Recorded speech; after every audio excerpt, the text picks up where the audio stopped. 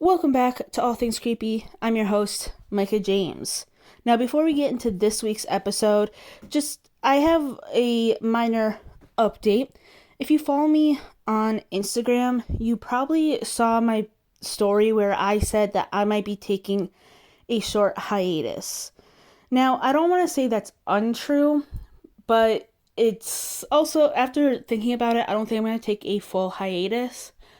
I might be doing something where it's like, just for a little bit, I will be doing just shorter episodes, whether it be reading creepypastas, it might be talking about, some scary movies I watched, or just episodes where I'm not doing, as much research into kind of thing, just for a little bit.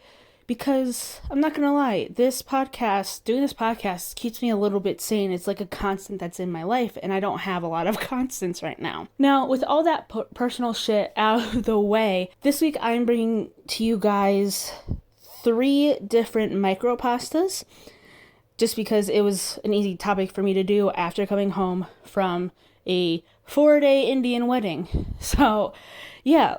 With all of that being said, let us dive into the first one.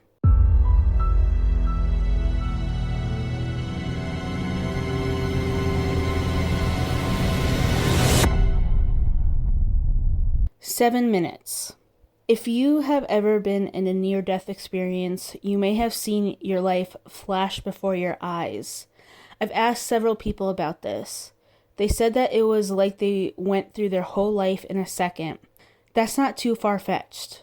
Your brain likes to avoid stress so that it does not have to deal with facing death. So if your brain was to think you were going to die, it would go to the easiest way to escape: memory. So when it comes close to the end, your brain turns on every memory you ever had. The brain will also stay alive for about 7 minutes after you die, provided your brain is intact. So if you have 7 minutes and you can experience your whole life in 1 second, that's 60 lives per minute. 420 lives in 7 minutes. That's a lot of time and a lot of experiences with death. How much time do you have left?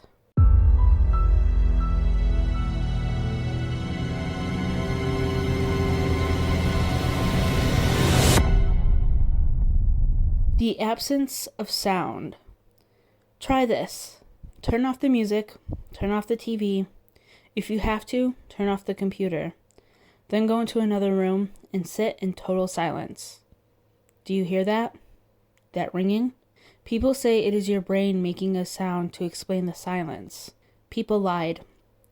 I can't tell you what is making that sound, but whatever it is, you don't want to meet it.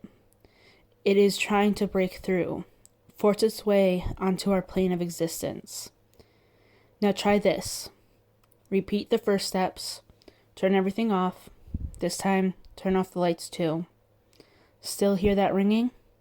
You better hope so. If you don't, it's because they finally managed to break through.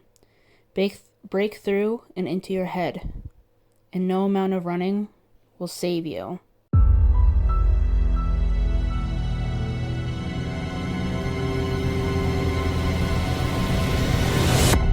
Burning questions.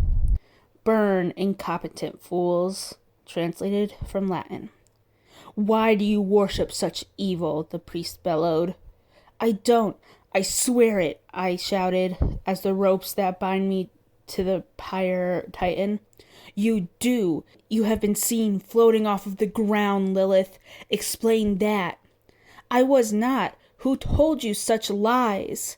Why, it was Friar Griffin, and he does not lie. How could I do such an evil act? You know me, Father Benedict. I would never. There are witnesses. The court has deemed you guilty. The executioner approached with a torch that would set me ablaze. I had to think fast or I was surely doomed. Let me speak to them. No, I can't. They would kill me for sure if they heard you. They will do so anyway. Any last words? The executioner snickered. It is now or never. Fine. My body convulsed, giving the executioner a moment of pause as the demon came forth to speak, using me as a mouthpiece. Appalled, he dropped the torch, which fell into the pyre, igniting it. Fools! The priest swore an expression of shock as the demon spoke. You dare trifle with matters you cannot comprehend? Adalbitqui incompetence dulti. The flames from the pyre erupted outward, scorching both of my captors and burning the ropes. The nearby villagers chased me in a rage as they witnessed my ropes fall to the ground. Run. I sprinted as fast as I could to get away and ran into the nearby woods. Seeming to have lost them, I walked for what felt like hours, finally coming to a small town. It begins anew. Indeed, I said, a smile forming on my lips.